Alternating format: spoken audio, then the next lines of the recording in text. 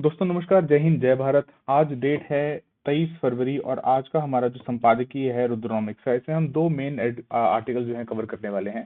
पहला जो है वो है parliament historic law wait for women, Hindu में ही आया है। दूसरा भी हिंदू का ही है, India's leap back to office and global brain trust. तो आप दोनों जो ये आर्टिकल्स हैं, ये पहला एडिटोरियल जो है वो जीएस पेपर 1 के इंडियन सोसाइटी वाले सिलेबस के साथ और जीएस पेपर 2 पॉलिटी वाले सिलेबस के साथ ओवरलैप करके देख सकते हैं। दूसरा जो डिस्कस करेंगे तो वो है आपका जीएस पेपर 3 में साइंस एंड टेक वाला पार्ट और जीएस पेपर 2 में जो गवर्नेंस वाला पार्ट है, इनके साथ आप ओवरलैप करके देख सकते हैं। तो चलिए, जो पहला आर्टिकल है संपादकीय का, parliament historic law and extended wait for women, ये लिखा है एस वाई कुरैशी साहब ने। ये फॉर्मर चीफ इलेक्शन कमिश्नर हैं। द वायर में इनके आर्टिकल जो है वो अक्सर आते रहते हैं। तो ऑथर शुरुआत करते हैं, कहते हैं कि पार्लियामेंट ने 2023 में जो है सितंबर के महीने में रिजर्वेशन जो है वुमेन का पार्लियामेंट में सुनिश्चित करने के लिए एक एक्ट पास किया था, जिसके चलते लोकसभा के अंदर और सभी विधानसभाओं के अंदर जो राज्यों में होती हैं, 1/3 सीटें जो हैं वो महिलाओं के लिए आरक्षित कर दी गई थी। 1/3 सीट है ना। फिर कहते हैं कि ये एक हिस्टोरिक विक्ट्री है था जेंडर जस्टिस इंश्योर करते हुए, कई दशकों का जो पार्लियामेंट्री स्टेलमेट जो एक फंसी हुई थी चीज, उसको जो है क्लियर करते हुए। फिर ऑथर कहते हैं कि लेकिन चैलेंज जो है वो इसी एक्ट के एक क्लॉज के अंतर्गत दिखाई पड़ता है कि रिजर्वेशन लागू कब से होगा, after the first census after 2026, and उसके बाद की जो डीलिमिटेशन की जाएगी कंस्टिट्यूएंसीज की, यानी कि जो निर्वाचन क्षेत्र होते हैं उनके साइज और उनके अंदर जो सीट्स हैं उनको जो है दोबारा से डिसाइड किया जाएगा। तो कहते हैं कि 2029 के लोकसभा के चुनाव से पहले ये पॉसिबल नहीं लगता। तो इसका मतलब ये हुआ कि अगला जो 2034 का चुनाव आएगा तभी जाकर जो है ये हो पाएगा, अनलेस इस क्लॉज को पार्लियामेंट जो है वो अमेंड करे, किसके थ्रू, कॉन्स्टिट्यूशनल अमेंडमेंट के थ्रू, क्योंकि ये इसी एक्ट का पार्ट था। फिर फर्दर ऑथर कहते हैं कि देखिए, एक्ट जो है वो दो सीक्वेंशियल स्टेप्स जो है डिमांड करता है इस 1/3 वाले वुमेन रिजर्वेशन को लागू करने के लिए। पहला, एक तो है राष्ट्रीय स्तर पर जो जनगणना सेंसस की एक्सरसाइज। दूसरा, उस सेंसस के होने के बाद एक डीलिमिटेशन की एक्सरसाइज जो इलेक्शन कमीशन कंडक्ट करेगा, और दोनों ही जो है वो कॉन्स्टिट्यूशनली रिक्वायर्ड है, यानी कि संविधान के अंतर्गत इसमें ये बाध्यता है। तो कहते हैं अगला सेंसस सरकार कह रही है कि 2027 में होगा, और ये प्रोसेस जो है तकरीबन कहीं ना 12 से 18 महीने के बीच का काम जो है इसमें लग जाता है, जिसमें डेटा का एन्यूमरेशन होता है, फिर उस डेटा को वेरीफाई किया जाता है, कंपाइल किया जाता है, और फिर आधिकारिक रूप से ऑफिशियली उसको पब्लिश किया जाता है। तो कहते हैं इसी पब्लिकेशन के बाद ही जो है भारत के जो महामहिम राष्ट्रपति हैं, प्रेसिडेंट ऑफ इंडिया हैं, वो एक डीलिमिटेशन कमीशन जो है कॉन्स्टिट्यूट करेंगे अंडर आर्टिकल 82, और फिर जो है ये एक्सरसाइज हो पाएगी, है ना। मैं शायद पहले इलेक्शन कमीशन भूल गया, उसके लिए सॉरी। इलेक्शन कमीशन जो है वो इलेक्शन कंडक्ट करेगा इसके होने के बाद, मतलब वो 1/3 वाले प्रोविजन को लागू करेगा ये डीलिमिटेशन कमीशन के द्वारा, ये एक्सरसाइज कंडक्ट करे जाने के बाद, जहां निर्वाचन क्षेत्र वो डिसाइड करके बता देगा। तो अब इलेक्शन कमीशन के लिए टास्क क्या हो जाएगी उसके बाद, कि रीड्रॉ करना 543 पार्लियामेंट्री कंस्टिट्यूएंसीज को and over 4000 state assembly constituencies को। देखिए दोस्तों, याद रखिए, भारत में जो लोकसभा है उसका चुनाव और जो स्टेट लेजिस्लेटिव असेंबलीज होती हैं, यानी विधानसभा जो होती है राज्यों के अंदर, इनके चुनाव करवाने की जिम्मेदारी जो है वो इलेक्शन कमीशन ऑफ इंडिया के ऊपर होती है। उसी प्रकार से जो स्टेट इलेक्शन कमीशन होता है वो पंचायती राज के चुनाव और अर्बन लोकल बॉडीज जो हैं उनके चुनाव जो है वो करवाता है स्टेट के अंदर। फिर वापस आते हैं इलेक्शन, ऑथर क्या कहते हैं कि इलेक्शन कमीशन को बैलेंस करना पड़ेगा पॉपुलेशन डिस्ट्रीब्यूशन को, एडमिनिस्ट्रेटिव बाउंड्रीज को और जोग्राफिक कंपैक्टनेस को। कोई कॉन्स्टिट्यूंसी ऐसा ना हो कि बहुत ज्यादा बड़ी हो जाए और कोई बहुत ज्यादा छोटी हो जाए। साथ ही साथ community representation and the creation of reserved constituencies for scheduled caste, scheduled tribe जो ऑलरेडी एग्जिस्ट करता है, और जो कहते हैं कि नया ऐड होगा, मतलब 1/3 वाला प्रावधान अगर ऐड हो जाता है तो the newly inserted provision of 1/3 reservation for women. तो ऑथर कहते हैं कि ये सब इलेक्शन कमीशन को फिर करना पड़ेगा।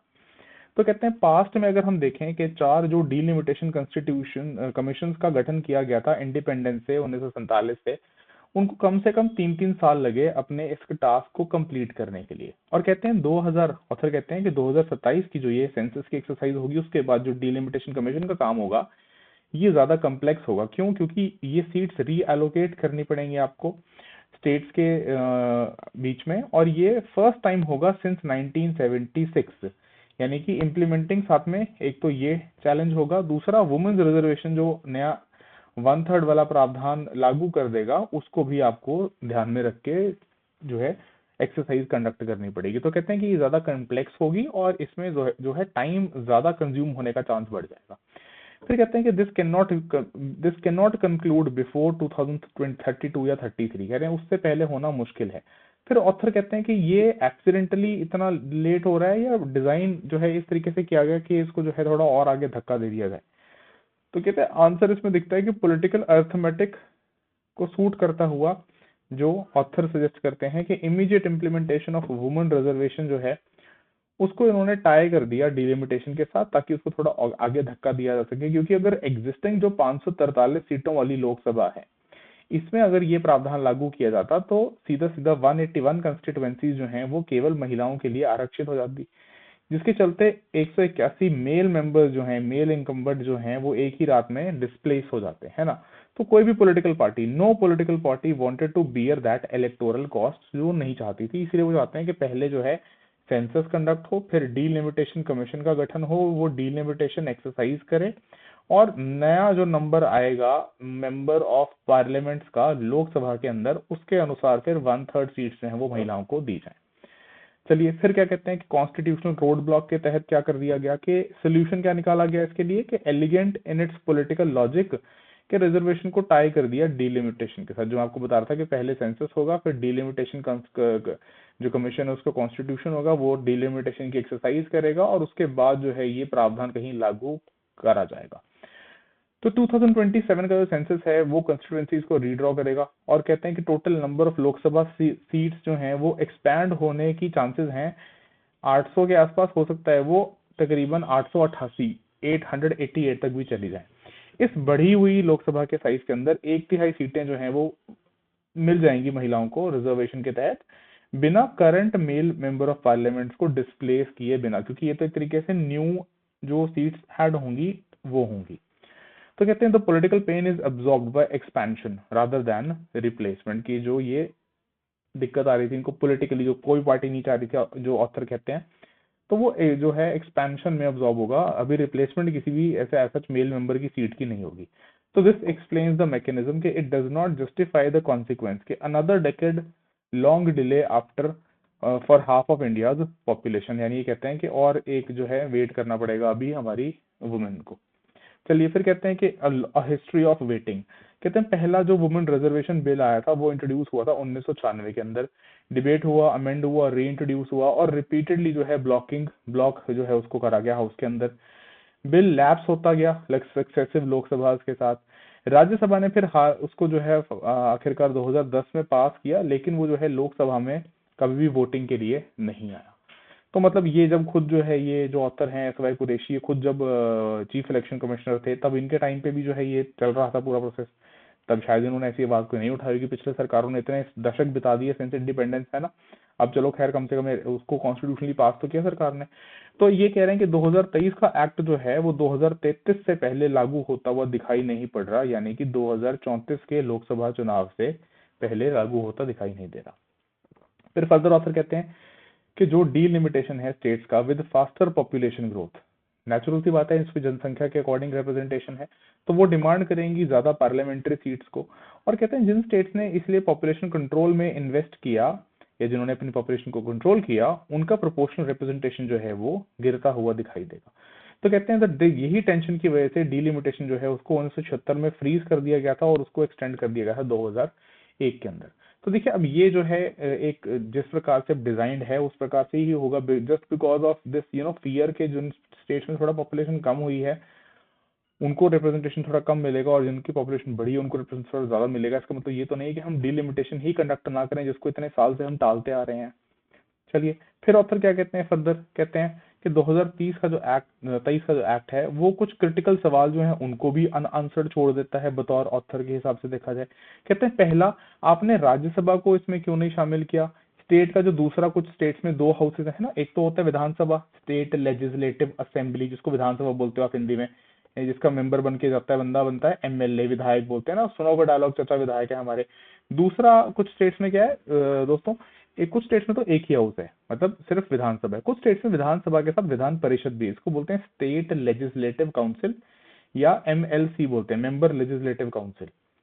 ठीक है, जो दूसरा हाउस मतलब कह लो कि पैरेलल अपर हाउस हो गया, जैसे केंद्र में हमारे पास लोकसभा और राज्यसभा होते हैं। तो कहते हैं कि एक तो राज्यसभा को छोड़ दिया आपने, दूसरा आपने स्टेट लेजिस्लेटिव काउंसिल को छोड़ दिया, दूसरा फिर कहते हैं कि जो एक्ट है वो कोई भी सब रिजर्वेशन नहीं प्रोवाइड करता अदर बैकवर्ड क्लासेस वुमेन के लिए। अब देखो ये यहाँ पे और कॉम्प्लेक्स करने वाली चीज जो है वो ऐड कर रहे हैं। पहली बात तो ये कास्ट नहीं है, ये क्लास है, तो ये भी देखना पड़ेगा, क्योंकि अभी तक जो है शेड्यूल्ड कास्ट को, शेड्यूल्ड ट्राइब्स को और जो है वुमेन को इन जनरल जो है बात की गई है यहाँ रिजर्वेशन की। तीसरा ऑथर कहते हैं कि एक्ट मैंडेट करता है रिजर्व्ड कंस्टिट्यूएंसी जो है वो रोटेट की जाएंगी हर जनरल इलेक्शन के बाद, बट इसके ऊपर ऑपरेशनल क्लैरिटी, अरे भाई ऑपरेशनल क्लैरिटी तब आएगी ना जब अभी लागू करने की तरफ बढ़े। तो ये इसके ऊपर जो है यहाँ सवालिया निशान खड़े करते हैं कि किस प्रकार से ये रोटेशन काम करेगा। चलिए फिर ऑथर की देखें तो ये समाधान देने की तरफ बढ़ते हैं। कहते हैं सोल्यूशन कैसे हो सकता है भाई, कि कॉन्स्टिट्यूशन को ही अमेंड कर दो। बहुत ही बढ़िया, मतलब ये तो सीधे सीधे कहते हैं कि 2023 में जो आपने कॉन्स्टिट्यूशनल अमेंडमेंट एक्ट के तहत 1/3 रिजर्वेशन दिया था, उसमें जो वो क्लॉज था जिस क्लॉज के चलते ये डीलिमिटेशन, सेंसस और डीलिमिटेशन के साथ आपने इसको जोड़ा था, उसको अमेंड करके परमिट कर दो रिजर्वेशन बिफोर डीलिमिटेशन। मतलब बेहुदा वाली बात है कि अगर इतना बड़ा चेंज करना है तो डेफिनेटली उसमें इतने सालों से जो डीलिमिटेशन फ्रीज हो रखा है वो पहले करना लाजमी बनता है, ठीक है। या फिर कहते हैं कि मॉडेस्टली एक्सपैंड कर दो लोकसभा को immediately by applying reservation with in the current constituencies for 2 election cycles. मतलब ये ऑथर का जो है थोड़ा यूटोपियन सा एक सोल्यूशन निकल के आता है, जिसको ये कहते हैं स्ट्रेट फॉरवर्ड सोल्यूशन, ठीक है। चलिए ये हो गया पहला आपका आर्टिकल पॉलिटी वाला, ठीक है। बढ़ते हैं दूसरे एडिटोरियल की तरफ। दूसरा जो आर्टिकल है वो है India's leap from back office to global brain trust. दो ऑथर्स हैं यहाँ पे इस आर्टिकल के। एक जो है वो प्रोफेसर हैं फाइनेंस के Indian institute of management Tiruchirappalli, और दूसरे जो है वो सर्नोवा फाइनेंशियल एक ऑर्गेनाइजेशन है उसके जो है हेड हैं, इंडिया हेड हैं। चलिए ऑथर शुरुआत करते हैं, ये IT sector science and tech से रिलेट करते हैं, आप इसको आर्टिकल को रिलेट कर सकते हैं। कहते हैं 2026 के शुरुआती दौर में ही भारत में एक अच्छा प्रोफाउंड ट्रांसफॉर्मेशन दिखाई पड़ने को मिला है। क्या कि अब भारत जो है it is no longer the world back office, यानी बैकएंड वाला काम जिसको हम कहते थे कि हम बैकएंड पे दुनिया के लिए काम करते हैं इंफॉर्मेशन टेक्नोलॉजी सेक्टर में, उसमें ट्रांसफॉर्मेशन देखने को मिली है कि नाउ इंडिया हैज बिकम और transition towards becoming a strategic nerve centre for global corporate elite. कि अब हमने डेवलप किए हैं ग्लोबल कैपेबिलिटी सेंटर्स, जिनको जीसीसी के नाम से बोला जा रहा है, मतलब शॉर्ट फॉर्म में। ये क्या है, सोफिस्टिकेटेड हब्स हैं जो सिर्फ जो है केवल पेरेंट कंपनी के ऑपरेशंस को सपोर्ट नहीं कर रहे बट उसके फ्यूचर को भी डिफाइन करते हैं। यानी कि इतने अब ये महत्वपूर्ण उस कॉर्पोरेशन के लिए ऑपरेशंस जो हैं वो यहीं से एग्जीक्यूट, यहीं से प्लान पूरा यहीं से स्टेज 1 से लेके A to Z सब यहीं से हो रहा है। फिर कहते हैं कि जो ट्रांजिशन है वो आगे बढ़ी है from cost cutting centres to global growth engines. ये एक वाटरशेड मोमेंट जो है वो भारत के आर्थिक इतिहास में, इंडिया की इकोनॉमिक हिस्ट्री में जो है ये मार्क करता है कि ये जो इतने लंबे समय से हम इस सेक्टर में जो मेहनत हो रहा था उसमें अब ये ट्रांजिशन फाइनली देखने को मिलता है। तो कहते हैं अगर इवेल्युएट किया जाए इंडिया के जीसीसीज को, ग्लोबल कैपेबिलिटी सेंटर्स को, तो कहते हैं कि ये 4 डिस्टिंक्ट फेजेस के थ्रू जो है ट्रैवल करके यहाँ पहुंचे हैं और ये जीसीसी 4.0 एरा है। तो इनिशियली लेबर सिर्फ आर्बिट्राज या लेबर का जो वैसे वाला काम था, रूटीन हैंडल रूटीन आईटी वाला काम करके, अब ये एक end to end product ownership की तरफ जो है वो ट्रांजिशन कर चुके हैं इस पूरे 4 डिस्टिंक्ट वेव्स के तहत। चलिए फिर ऑथर कहते हैं कि इंडिया लीव के अंदर करेंटली 58% जो ग्लोबल कैपेबिलिटी सेंटर्स हैं भारत में वो इन्वेस्ट कर रहे हैं हेविली इन एजेंटिक एआई। देखिए दोस्तों, एक होता है generative artificial intelligence, generative AI, जिसमें हम देखते हैं कि हम जो है उसको कुछ कमांड देते हैं जिसको हम कहते हैं प्रॉम्प्ट। जैसे आप लोग भी अगर कुछ यूज करते हैं जेमिनी या ग्रॉक या जीपीटी, तो उसको आप कुछ प्रॉम्प्ट देते हैं, उसके अनुसार वो काम करके देता है। जब हम एजेंटिक एआई की बात करते हैं तो ये automatically with least minimal human intervention या मिनिमल ह्यूमन प्रॉम्प्ट जो है ये काम करता है। यानी कि ये काफी आप कह सकते हैं एडवांस स्टेज है, जो जनरेटिव एआई से बहुत आगे की बात हो जाएगी, एजेंटिक एआई। ठीक है, तो ये क्या कह रहे हैं हम, ऑटोनॉमस आर्टिफिशियल इंटेलिजेंस सिस्टम्स हैं जो खुद रीजन आउट कर सकते हैं, एग्जीक्यूट कर सकते हैं कम्प्लेक्स टास्क को beyond mere experimentation to enterprise scale deployment. तो ये जनरेटिव एआई से काफी एडवांस्ड आगे के स्टेज का बात हो गया। तो कहते हैं कि अब जो ये ग्लोबल कैपेबिलिटी सेंटर्स हैं they now manage global strategy leadership high end research and development and proprietary IP creation in पूरे कॉर्पोरेशंस के लिए। तो ये एक तरह से इंडिस्पेंसिबल नोड्स बन के उभरे हैं ग्लोबल वैल्यू चेन में। इंडिस्पेंसिबल नोड्स को आप ऐसे समझिए कि जिनसे जो है, जिनके बिना काम चलाना मुश्किल हो जाएगा। चलिए फिर क्या कहते हैं ऑथर, कि इसीलिए भारत के जो जीसीसी हैं वो ऑफर कर रहे हैं एक unique competitive advantage in multinational corporations को, एमएनसीज को। क्या, एक तो मल्टी डिमेंशनल टैलेंट पूल इनको मिल रहा है एट स्केल, जो कहीं और इतनी आसानी से अवेलेबल नहीं है। दूसरा, 1800 से अधिक जीसीसीज एम्प्लॉय करते हैं आज की डेट में 2 मिलियन से भी अधिक प्रोफेशनल्स को, जो प्रमोट करते हैं faster innovation cycles through a follow the sun model. देखिए दोस्तों, फॉलो द सन मॉडल का मतलब क्या होता है कि अगर आपके ऑपरेशन जो हैं वो दुनिया में पूरी जगह फैले हुए हैं, ग्लोबली आप ऑपरेट करते हैं, तो एक जगह पे हो सकता है टाइम जोन और दूसरी जगह पे टाइम जोन अलग है। जैसे मान लीजिए कि हो सकता है जब फ्रांस में सुबह हो रही है तो भारत में जो है वो शाम या रात का समय हो रहा है, या इस प्रकार से यूके या अमेरिका के अंदर। तो जब भारत में शाम या रात हो रही है, ऑफिस क्लोज हो रहे हैं, तो वो अपने यूएस काउंटर पार्ट्स को जो है वर्क जो है वो हैंड ओवर कर देंगे, ताकि काम जो है वो निरंतर बिना रुके चल सके, जिसको हम बोल रहे हैं फॉलो द सन मॉडल की, जहाँ पे सनराइज हो रहा है फिर वहां की टीम जो है वो वहां से टेकअप कर ले रही है। ठीक है, तो कह रहे हैं कि भारत के जो जीसीसीज हैं वो अब टेक के बियॉन्ड जा चुके हैं। They have now become global centres of excellence, COEs जो है ये लिख रहे हैं सेंटर्स ऑफ एक्सीलेंस। ये दोनों पॉइंट दोस्तों नोट करने वाले हैं जीसीसी के लेकर, ये आपके लिए इंपॉर्टेंट है। फिर क्या कहते हैं कि किस किस डोमेन में सेंटर्स ऑफ एक्सीलेंस के तौर पर उभरे हैं भारतीय ग्लोबल ये जो कैपेबिलिटी सेंटर्स हैं, चाहे फाइनेंस हो, लीगल डोमेन हो या अक्रॉस ह्यूमन रिसोर्सेज। ठीक है, फिर कहते हैं अलाउइंग, इससे क्या हुआ है कि पेरेंट कंपनी जो है उनको उनको मौका मिल पाया है to centralise their most critical functions in a high skill high efficiency environment. तो डेफिनेटली उससे उनकी प्रोडक्टिविटी भी बूस्ट होती है एंड उनके जो प्रॉफिट मार्जिन है वो भी बढ़ते हैं। चलिए, तो इससे क्या हो रहा है, driving high end research and development in field such as quantum computing, semiconductor design and agentic AI, agentic AI जो हम बात करके आए हैं। ठीक है, चलिए, तो इससे हुआ क्या, नाउ प्रोडक्ट्स हैव और these they have end to end product life cycles, जहाँ पे इनिशियल जो स्टेज है कंसेप्चुअलाइजेशन का, वहां से शुरुआत जो है वो भारतीय यही जीसीसी के अंदर होके to its architecture to global deployment and customer feedback loops, ये सारा जो है हम यहाँ पे कर पा रहे हैं। ठीक है, तो ये जो है ट्रांजिशन दिखाई पड़ता है इनिशियल फेज से आज के जीसीसी 4.0 एरा में। चलिए, तो एवोल्यूशन जो है उसमें दिखता है कि जो यहाँ लीडरशिप बैठा है, मतलब जो वैसे इसमें क्या बोल रहे हैं कि जो हेडक्वार्टर है वो तो हो सकता है बाहर की कंपनी है तो उसका हो सकता है अमेरिका में है, यूएस में है या किसी और देश में है, लेकिन उसका जो लोकली लीडरशिप बैठा है, जिसको ऑथर कह रहे हैं कि जो शैडो लीडरशिप के वैसे दिखता है कि तो शैडो मतलब एक जो है परछाई में बैठी हुई लीडरशिप है इंडियन जीसीसी में। सही मायनों में देखा जाए तो इसके पास जो है ज्यादा बेहतर, it has greater technical depth and execution power than the traditional headquarters. क्यों? क्योंकि ये सारा कुछ कंसेप्चुअलाइजेशन से लेकर एंड फीडबैक लूप तक जो है वो यहीं पे किया जा रहा है, इस वजह से ये पॉसिबल हो पाए। चलिए फर्दर फिर ऑथर क्या कहते हैं। अच्छा, ये फॉलो द सन मैंने आप लोगों के लिए यहाँ ऐड कर दिया है। फॉलो द सन मॉडल क्या है, 24/7 ग्लोबल वर्क फ्लो, जहाँ पे टास्क जो है वो पास ऑन कर दिए जाते हैं बिटवीन टीम्स जो अलग अलग टाइम जोन्स में बैठी होती हैं at the end of each work day, है ना, इंश्योरिंग कंटिन्यूअस प्रोग्रेस।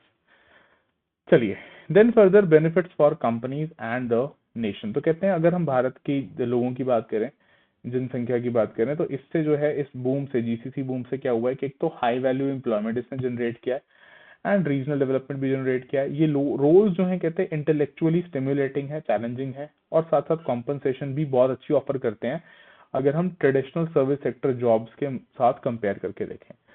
ठीक है, पर साथ में कहते हैं कि इसमें परहैप्स मोस्ट सिग्निफिकेंट ग्रोथ जो है वो फाइनली जो ट्रिकल डाउन हुआ है into tier 2 cities and tier 3 cities. जैसे कि एग्जांपल देते हैं ऑथर्स, कहते हैं कोयम्बतूर तमिलनाडु में, इंदौर मध्य प्रदेश में और कोची केरला के अंदर। तो इससे कहते हैं ये जो जोग्राफिक डाइवर्सिफिकेशन हुआ है, this is again a very important point दोस्तों, ये वर्थ नोटिंग पॉइंट है कि जो ये जोग्राफिक डाइवर्सिफिकेशन हुआ है इससे स्ट्रेन कम हुआ है जो सैचुरेट हो चुकी है मेट्रोज।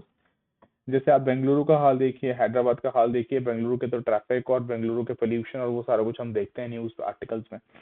तो कहते हैं एक तो इसके ऊपर प्रेशर, इसके ऊपर स्ट्रेन जो है वो कम हुआ है। दूसरा, लोकल जो बाकी टीयर 2 टीयर 3 सिटीज हैं वहां पे लोकल रियल एस्टेट स्टिमुलेट हुआ है, इंफ्रास्ट्रक्चर और रिटेल इकोनॉमी जो है वो अक्रॉस भारत जो है वो बेटर होनी है, स्टिमुलेट होनी स्टार्ट हुई है इस इंक्रीज्ड ट्रिकल डाउन की वजह से, कि जो है इनमें भी एक्सपैंड कर रहे हैं। ठीक है, फिर कहते हैं लेकिन कुछ चुनौतियां भी हैं। जैसे अभी देखा जाए तो ये ग्लोबल कैपेबिलिटी सेंटर जो है भारत में, ये कुछ रिस्क जो है वो फेस करते हैं। जैसे इसमें कहते हैं कि ये प्राइमरी रिस्क, ठीक है, और ये this is an important point here to be noted.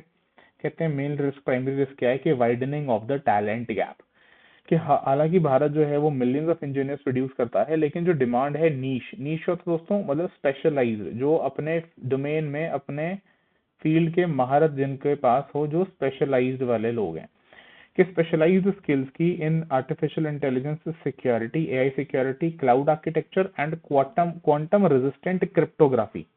ठीक है, ये जो है जितनी अभी हमें चाहिए डिमांड, सप्लाई जो है उतनी नहीं है, या कह लीजिए बहुत कम सप्लाई है डिमांड के मुकाबले। तो कहते हैं इससे क्या हुआ है, एक फियर्स वॉर ऑफ टैलेंट जो है वो ट्रिगर हुआ है, लीडिंग टू वेज इन्फ्लेशन, के क्योंकि ये लोग जो है कम है, इनकी डिमांड ज्यादा है, तो सभी लोग, सभी कंपनीज इनको हायर करना चाहती हैं, जिसके चलते जो ये वैल्यू प्रोपोजिशन है एमएनसीज का वो इरोड होता हुआ दिखाई पड़ेगा, क्योंकि इनको जो है ज्यादा फिर उसी टैलेंट को हंट करने के लिए दे हैव टू पे मोर, टैलेंट उतना उतना अवेलेबल नहीं है जितना इनको चाहिए। दूसरा कहते हैं, एक तो हो गया ये वाला, दूसरा कहते हैं साइबर सिक्योरिटी का चैलेंज जो है, कि अगर हम कुछ रिपोर्ट्स देखें कि एक तो जीसीसी जो है वो बहुत critical data, global data hold करती हैं, एंड ये प्राइम टारगेट भी बनी है स्टेट स्पॉन्सर्ड साइबर अटैक्स के भी। तो अगर देखें कि साथ में हमने जो इम्प्लीमेंटेशन किया है डीपीडीपी एक्ट का, यानी कि digital personal data protection act, जो प्रेशर है जीसीसी के लिए के ऊपर to maintain flawless cyber security governance has reached unprecedented levels. देखिए ये तो है ही है कि अगर अपॉर्चुनिटीज बढ़ेंगी आपके लिए, आपके पास प्रॉफिट मार्जिन बढ़ रहे हैं उसके साथ, तो डेफिनेटली कुछ रिस्क, कुछ चैलेंजेस जो हैं वो भी उसके साथ बढ़ेंगे। ठीक है, फिर कहते हैं टैक्सेशन को लेके एक चुनौती देखने को मिलती है, कि जो organisation for economic cooperation and development है ओईसीडी, उसने एक ग्लोबल मिनिमम टैक्स जो है वो बोला था पूरी दुनिया में लगाने के लिए 15% का, कि रिस्पेक्टिव आप कितने भी मर्जी जो है कम टैक्स ज्यूरिसडिक्शन में चले जाइए, क्योंकि कुछ कंट्रीज क्या होते हैं उनको हम बोलते हैं टैक्स HAVEN, टैक्स हेवन्स। मतलब यहाँ पे क्या होता है, टैक्स या तो बिल्कुल ही जीरो होता है, या ऑलमोस्ट जो है वो जीरो के बराबर ही पहुंच जाता है, इतना कम जो है टैक्स होता है। तो कंपनीज क्या करती हैं, वो इन टैक्स हेवन जो ऐसे कंट्रीज होते हैं, जैसे हम मॉरिशस के बारे में बोलते हैं एक एग्जांपल के तौर पे, वहां जो है वहां से ऑपरेट करना, वहां अपने बेसिस, वहां अपने कंपनीज को सेटअप करना प्रेफर करती हैं, ताकि इनको टैक्स का जो बर्डन है ना वो कम हो जाए इनके ऊपर।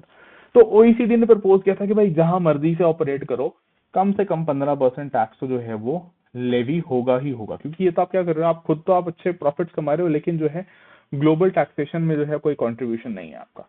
ठीक है, लेकिन भारत ने क्या किया था, सेफ हार्बर रूल्स के तहत जो है इंडिया ने 24% मार्कअप लगाया था सॉफ्टवेयर रिसर्च एंड डेवलपमेंट के ऊपर, जिसके चलते फिजिकल प्रोडक्टिबिलिटी जो है वो एक कंसर्न बन गया था, टॉप टियर बोर्ड कंसर्न, मतलब ये हेडक्वार्टर लेवल का कंसर्न कंपनी के, ठीक है, सीईओ लेवल का।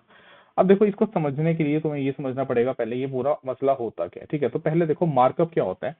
मार्कअप को हम बोलते हैं कि जो ओवरऑल कॉस्टिंग होती है उसमें जब प्रॉफिट का मार्जिन ऐड किया जाता है उसको बोलते हैं मार्कअप। मतलब सिंपल भाषा में बोला जाए तो कि it is the percentage profit which is added on top of the total cost of providing a service और गुड। ठीक है, मतलब कॉमनली यूज मैंने company provide services to its related foreign parent company. जैसे मान लो फॉर एग्जांपल लेट्स से कि Meta जो है वो पेरेंट कंपनी है, और यहाँ पे उसका मान लो लेट्स सपोज फेसबुक का ऑफिस है। ठीक है, तो फेसबुक ने इसको ऐसे कुछ सर्विस दिया, तो इनका आपस में क्या हो रहा है वो हम बोल रहे हैं कि आपस में ये एक कंपनी प्रोवाइड कर रही है सर्विसेज अपने किसी पेरेंट कंपनी को जो बाहर बैठी हुई है, जो फॉरेन में बैठी हुई है।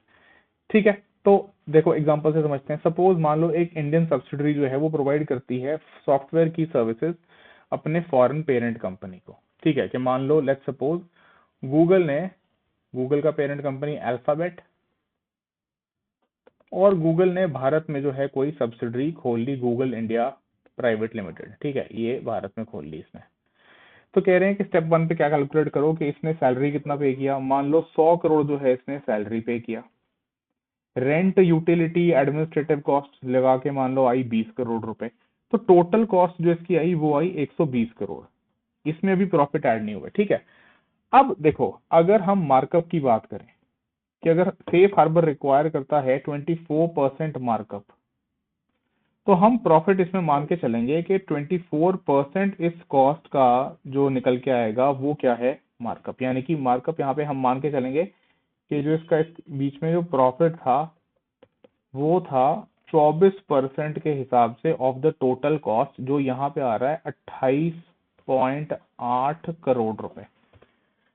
इससे कम अगर ये घोषित करती है अपना प्रॉफिट तो नहीं माना जाएगा, हम यही मान के चलेंगे कि इतना जो है मिनिमम प्रॉफिट जो है इसके अंदर इन्वॉल्व है। तो रेवेन्यू जो चार्ज किया जाएगा पेरेंट को वो कितना हुआ, 148.8 करोड़ रुपए। और उसमें से जो ये 28 करोड़ है जो हम कह रहे हैं बतौर प्रॉफिट है, इसके ऊपर जो है ये क्या है, ये भारत में टैक्सेबल प्रॉफिट है। अब आप सोचेंगे कि ये जबरदस्ती कंपनी के ऊपर क्यों की जा रही है, तो दोस्तों इसको समझो। यहाँ पे कंपनी क्या करती थी ना, कंपनी या तो ओवर वॉइसिंग या अंडर वॉइसिंग करके इस प्रॉफिट को कम करती थी। जैसे मान लो उनको दिख रहा है कि ये 28 करोड़ जो है इसके ऊपर भारत में इनको टैक्स पे करना पड़ेगा, तो ये क्या करेंगी, ये 120 करोड़ यहाँ टोटल कॉस्ट शो ना करके इसको कुछ ना कुछ करके नीचे लेके आएंगी, अंडर वॉइस करेंगी। अंडर वॉइस का मतलब क्या होता है कि जितने में एक्चुअल में सर्विस दी जा रही है आप उतने में दिखा नहीं रहे, आप अंडर वॉइसिंग कर रहे हैं उस वैल्यू को। और जैसे 120 करोड़ है तो जैसे मान लो यहाँ पे दिखा दिया केवल 90 करोड़, ताकि इसके ऊपर टैक्स जो है यहाँ इनको कम पे करना पड़े। और ये शिफ्ट कर देंगे इसको किसी और कंट्री के अंदर जहां पे टैक्स नेग्लिजिबल होगा या 0% होगा, ताकि ये भारत में ज्यादा टैक्स देने से बच जाए। तो हम क्या कहते हैं कि ये क्या हो जाएगा, अंडर इनवॉइसिंग एक्सपोर्ट्स। यानी कि subsidiary in high tax country sell करेगा product to an affiliate in a lower tax country at artificially low prices. जिससे क्या होता है कि जो रेवेन्यू आएगा आएगा उस हाई टैक्स कंट्री को वो कम आएगा और वो शिफ्ट हो जाएगा प्रॉफिट किसी दूसरे लो टैक्स अफिलिएट में, लो टैक्स कंट्री में। ठीक है, तो ये होता है manipulation of goods and services pricing, जिसको हम बोलते हैं ट्रांसफर मिस प्राइसिंग। ठीक है दोस्तों, ट्रांसफर प्राइसिंग का इसके अंदर कॉन्सेप्ट है वो बेसिकली यही होता है कि अगर मान लो यहाँ पे गूगल इंडिया प्राइवेट लिमिटेड है और वो अपने पेरेंट कंपनी गूगल या अल्फाबेट को जो है कोई सर्विस प्रोवाइड करती है, तो ये तो आपस में चलो रिलेटेड एंटिटीज हैं, एक ये इसका सब्सिडरी है, तो यहाँ पे इसने क्या कर दिया, अंडर इनवॉइस कर दिया। लेकिन भारत कहता है कि यहाँ पे आप अप्लाई करो जिसको हम बोलते हैं arm's length principle. Arm's length principle क्या होता है दोस्तों, कि जैसे मान लो अगर ये गूगल और मेटा के बीच में कोई रिलेशनशिप ना होता, ठीक है, सिर्फ जो है ये दोनों कंपेटिटर्स होते हैं, दोनों सर्विस प्रोवाइडर्स होते हैं, तो जिस प्रकार से उस हालात में गूगल सर्विसेज प्रोवाइड करता, जितने रुपए लेकर, जितने पैसे, जितना चार्ज करके, उतना ही जो है आपको यहाँ चार्ज करना पड़ेगा। That is called arm's length principle. ठीक है, तो आई होप ये पूरी मैनिपुलेशन समझ में आ गई आपको। ठीक है, तो अब भारत ने 24% का जो मार्कअप रखा है, इससे क्या होता है, ऑब्वियस सी बात है, इनकी जो ये प्रॉफिटेबिलिटी होती है वो थोड़ी कम होती है। और अभी तक के लिए भारत ने जो है ये 2 कंसेक्यूटिव फाइनेंशियल ईयर्स के लिए, यानी जो ये फाइनेंशियल ईयर अभी अभी 25-26 वाला एंड हो रहा है तब तक के लिए जो है डिक्लेयर किया था, तो आगे को लेकर अभी बजट में जो है प्रपोज किया गया। तो वो कहते हैं उसके चलते क्या होता है, ये एक फिस्कल प्रेडिक्टेबिलिटी, यानी कि किस प्रकार से ये आगे मार्कअप या ये टैक्सेशन रहेगा उसको लेकर थोड़ी क्लैरिटी मिले तो कंपनीज के लिए बेटर होगा। तो ये इसलिए एक रिस्क या चैलेंज है। ठीक है, आई होप ये समझ में आ गया। चलो, चौथा और आखिरी चैलेंज ये कहते हैं कि जियो पोलिटिकल वोलेटिलिटी, प्रोटेक्शनिज्म जो बढ़ावा जिसमें मिला है, जिसमें मेजर कल्प्रिट डोनाल्ड ट्रंप नाम का व्यक्ति है जो अमेरिका का राष्ट्रपति बन के बैठा है, और रीशोरिंग पॉलिसी जो इनकरेज कर रही है एमएनसीज को कि वो रिटर्न करें क्रिटिकल डेटा ऑपरेशंस को अपने होम मार्केट के अंदर। तो ये भी जो है नए जो अब जीसीसीज लग रहे हैं या नए जीसीसीज लगने चाहिए उनके लिए खासकर ये रिस्क पेश करता है। चलिए, ये तो हमने देख लिया। नेक्स्ट इसके बाद जो है ऑथर कहते हैं कि इंडिया फिर भी जो है इन सब के बावजूद एक अट्रैक्टिव डेस्टिनेशन है, owing to the scale plus any shift toward digital sovereignty western nations में could slow the pace of new GCC startups। के हालांकि भारत एक अट्रैक्टिव डेस्टिनेशन है, लेकिन ये सॉवरेनिटी वाला जो कंसर्न है वेस्टर्न नेशंस का ये हो सकता है नए जीसीसी के सेटअप के स्पीड को कम कर सकता है।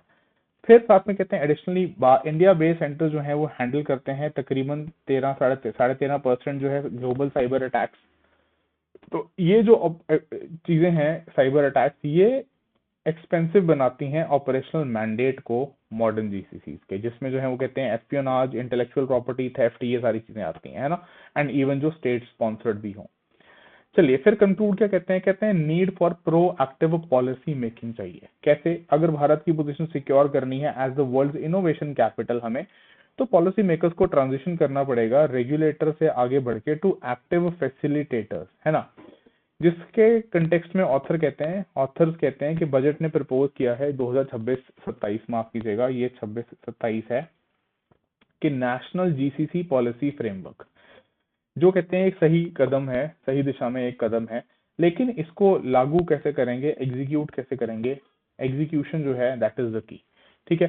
फिर कहते हैं कि भारत सरकार को एक सिंगल विंडो क्लियरेंस सिस्टम जो है सेटअप करना चाहिए, स्पेसिफिकली ये ग्लोबल कैपेबिलिटी सेंटर्स के लिए, ताकि जो भी इनकी ये लीगल एंटिटीज वाला जो भी प्रोसेस है एस्टेब्लिशमेंट है उसको स्ट्रीमलाइन किया जा सके।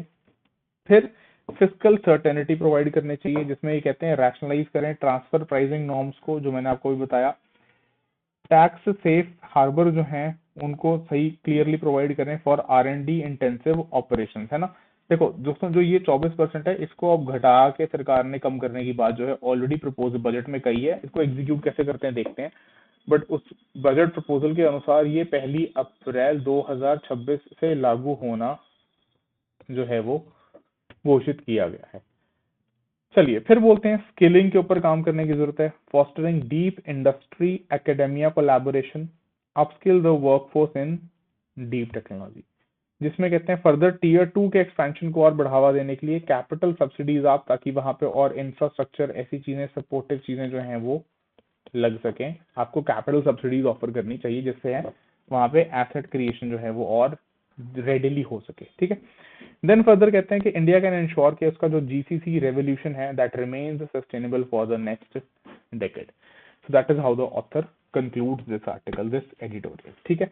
चलिए, तो आपने अगर चैनल सब्सक्राइब किया है तो थैंक यू सो मच आपका सब्सक्रिप्शन जो है वो करने के लिए।